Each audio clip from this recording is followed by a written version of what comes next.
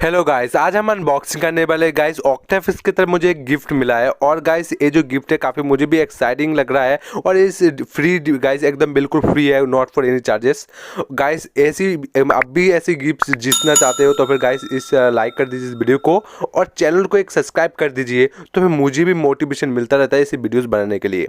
तो फिर गाइस देख सकते हो आपके सामने मुझे एक गिफ्ट मिला है। और एक गाइस ऑक्टाफिश की तरफ से ब्रांडिंग आप देख सकते हो, ऑक्टाफिश का पूरा ब्रांडिंग किया गया है इस कैप के अंदर।